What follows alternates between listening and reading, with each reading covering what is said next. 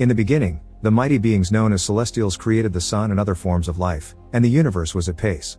But one day, an unnatural species of predator called deviance emerges from deep space and begin to destroy everything in their path. The leader of the Celestials, Arishem, bring an immortal group of superhumans known as the Eternals from the planet Olympia, and sends them on their ship called the Domo to Earth. In Mesopotamia in 5000 BC, a group of humans are fishing when suddenly they are attacked by deviants coming out of the sea. At that moment the Eternals arrive to defend them with their powers. Icarus uses his eye beams and flies to fight the beasts, while Makari uses her super speed to move the humans out of the way. Kingo shoots energy blasts to attack from afar, while Thena and Gilgamesh summon energy weapons to fight hand to hand. Sprite provides support with her illusions, and Phastos also supports through his advanced inventions.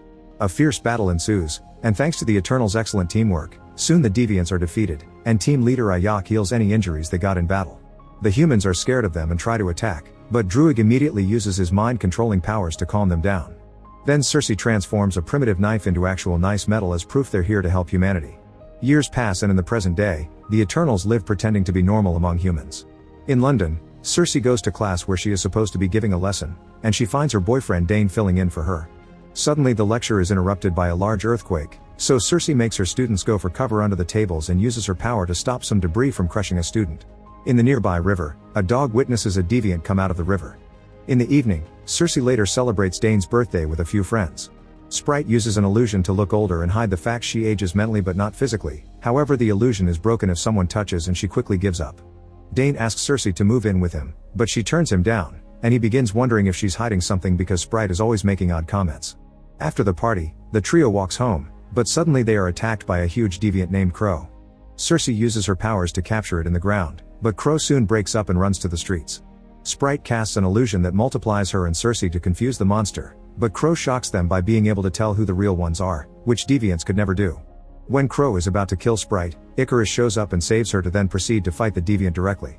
Their battle causes a bus to get flipped, and Circe rushes to transform into rose petals to avoid a crash. Crow shocks everyone again when it reveals it can heal its own wounds, but it's still clear that Icarus has the upper hand and escapes through the river.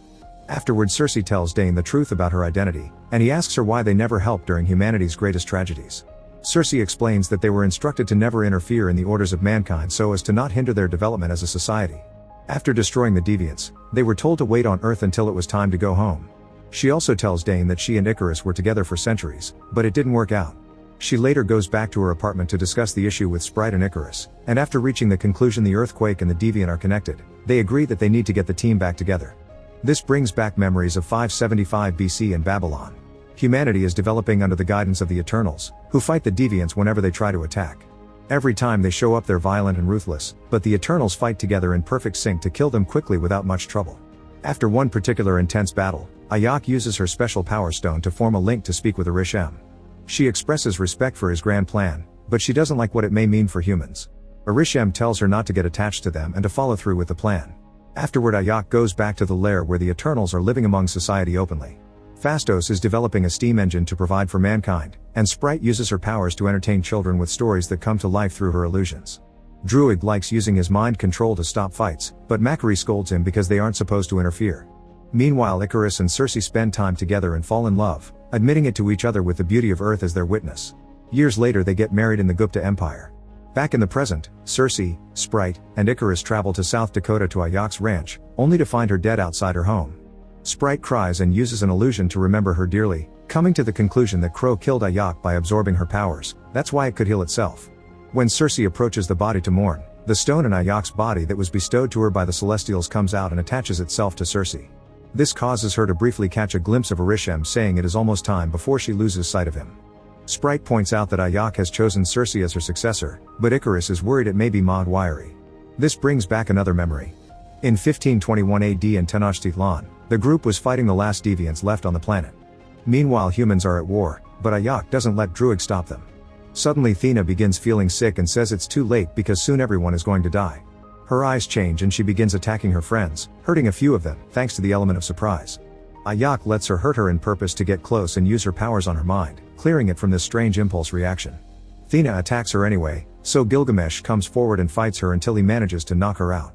Later when Thena wakes up without remembering what happened, it's revealed she suffers from Maud-Wairi, a result of her ancient memories collapsing in on themselves and driving her insane. There's no cure for it, The only way to make her better would be to erase her mind completely for her to start over, which Ayak thinks it's the best solution for the sake of safety. The others don't want to lose the Thena they love, and Druig yells at Ayak, questioning her leadership. He's tired of seeing humankind destroy each other without interfering, so suddenly uses his powers to stop the war and he leaves to work on his own, announcing the only way to stop him would be killing him. Gilgamesh announces he can take care of Thena, so Ayak allows everyone to go and live among humans. The deviants are already over, so now they can find their own purpose while waiting for the call from home.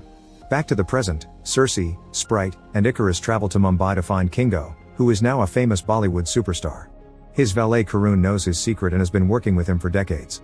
The trio tells Kingo what's going on, and at first he refuses to go, saying he likes this life. However, Karun convinces Kingo to go and be the hero everyone admires, and Karun even accepts to come along to record it all in a documentary style. They take Kingo's private jet to Australia, where Sprite expresses annoyance at Kingo for abandoning her for the sake of fame, but Kingo explains he became an actor thanks to the inspiration gifted by Sprite's storytelling. In Australia, the team follows a trail of deviant bodies to find Thena and Gilgamesh in their private house in the countryside. Gilgamesh has become skilled at cooking and taking care of the house, and Thena spends her time making some ominous drawings. When she sees them arrive, she has another lapse and tries to attack them, saying everyone on the planet will soon die, but Gilgamesh stops her and Sprite clears her mind with an illusion that reminds her who she really is. Circe takes the time to look at Thena's drawings and feels bad because she can't reconnect with Arishem, but Gilgamesh gives her a pep talk and reminds her it's more important to listen. Circe sits down and relaxes, which finally activates the stone and makes her appear in front of Arishem. He tells her that the emergence is happening, and he explains the true purpose of the Eternals. They were sent to bring forth the birth of the celestial Tiamat, as new celestials come about every few millennia, and they have done this process on other planets before Earth. They come about through intelligent life, which had been halted by the attack of the deviants, but with the Eternals having gotten rid of them, Arishem says it is now time to wipe out all life on Earth to make way for Tiamat. Circe is horrified by the revelation, but Arishem defends it by saying this is just the cycle of creation for their life forms. He then explains that Olympia never existed and that she and the other Eternals are just creations from the world forge as artificial beings made for use by the Celestials. Circe cannot remember this because the Eternals have their memories reset after each emergence. To top it all off, Arishem created the deviants to regulate the balance between predators and prey so intelligent life may prosper, but he lost control of the deviants and they became predators themselves. This is why he made it so that Eternals could not evolve as they do. Afterward, Circe tells the team what she learned, and they realize Thena's illness is actually their old memories activating and telling them the truth. They are shocked and upset to learn they're artificial, but most of them resolve to find a way to save the people of Earth. They figure they must find Druig and see if he may use his power to overtake the mind of Tiamat. The Eternals travel to the Amazon next. Druig is staying in a village where he has been leading a group of people that live in absolute peace. He doesn't want to help the others in their mission, feeling betrayed over the fact his whole existence is a lie. In the evening, Kingo expresses his sympathy for Sprite because he knows that she's in love with Icarus but has not been able to act on it due to her childlike appearance. Sprite appreciates the sentiment until she notices Karun is recording and she breaks the camera. Circe calls Dane to check on him and Icarus watches with jealousy, causing Circe to ask him why he left her. When Icarus is about to explain himself, Crow suddenly shows up and takes him away. More deviants attack the village, so the Eternals immediately jump into action. Circe fortifies a building to hide the humans inside, then throws a bunch of trees on top of the deviants. Druig controls the humans as a unified army, but Circe immediately makes him stop and send the humans to safety. Kingo takes a moment to charge his beam and kills a deviant by blowing up its head. Icarus fights Crow, who pushes him against the ground to absorb his powers. However, Gilgamesh comes to fight him next, and while they're engaged in battle, Thena loses her mind again and attacks Icarus. Gilgamesh notices and pushes away to come to Thena and comfort her, managing to calm her down. Then Icarus goes after a flying deviant and makes it land in the village, where he kills a bunch of them with his I-beams. One of them surprises him from behind and Circe comes to the rescue, surprising everyone by transforming the deviant into a tree, which she never was able to do before. Gilgamesh continues to fight Crow, but he's so distracted by keeping an eye on Thena that Crow kills him and absorbs his powers. Then Crow changes form, looking more human-like and learning how to speak English. Crow accuses the Eternals of being murderers, but when Icarus shows up to fight it, Crow runs away. Then Thena rushes to Gilgamesh's side, who dies in her arms after telling her to always remember. Later, they burn Gilgamesh's body and Thena throws his ashes into the river. Finally understanding that controlling everyone would make him no better than a deviant, Druig agrees to join the mission, but his power isn't strong enough to control a celestial, so they'll need to find Phastos. Another memory shows 1945 in Hiroshima, just after the drop of the atomic bomb. Phastos stands in the aftermath of the bombing weeping to Ayak and feeling remorse for helping humans develop and advance in technology only to continue killing each other. It is here where he loses faith in humanity and decides to leave it behind. Back to the present, the team arrives in Chicago and is shocked to discover that Fastos lives with a husband and a son in a house in the suburbs. After hearing the story, Fastos explains his husband gave his faith in humanity back, but he isn't willing to abandon his family for the sake of a dangerous mission. However, his husband tells him to go through with it if it means that there will be a future for them and their son. Next, the Eternals travel to Iraq, where they use their powers to free the Domo from its underground hideout. Makari has been living there all this time, only using her speed to get out for supplies. Fastos comes up with the idea of linking everyone's powers together through the Unimind, which will allow them to transfer their powers so that Druig may mind control Tiamat. Kingo has doubts about this whole deal, and he and Sprite say they'd rather follow Icarus' lead, who clearly has doubts as well. However, Icarus tells his friend that he is not who Kingo thinks he is. Then Icarus revisits another memory. 6 days earlier, Ayak's visiting Icarus to tell him the time for the emergence is finally coming, revealing Icarus has always known the truth. After living with humans all this time, Ayak thinks they shouldn't go through with the mission because humanity and Earth are beautiful, so they deserve better. Icarus tells Ayak he has something to show her first and brings her to Alaska. At a frozen lake, a bunch of deviants have reappeared, and Icarus explains they were frozen for centuries before the glacier began to melt because Earth's core got hotter thanks to the incoming emergence. Then Icarus announces he's still loyal to Arishem and pushes Ayak to the lake, where Crow quickly catches her and absorbs her powers. Afterward, Icarus takes Ayak to the farmhouse, where he leaves the body for Cersei to find later.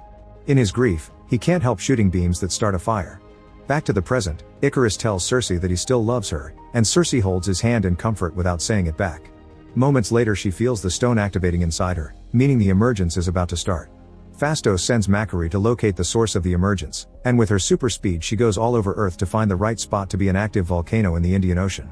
Suddenly Icarus puts on his armor and announces he wishes Ayak didn't choose Cersei. He attacks the main room and reveals he's known everything since they left Babylon, and the team realizes it was Icarus who killed Ayak. When Makari comes back with the intel, Icarus tries to attack her, and Kingo takes the hit for her. No seeing Icarus as his leader anymore, Kingo wants to attack him back, but at that moment Sprite announces she's on his side and creates an illusion that allows them to escape.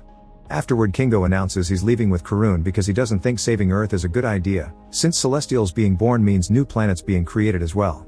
The team needs a new plan to make up for the missing members, and Druig points out Cersei was able to transform a deviant into a tree.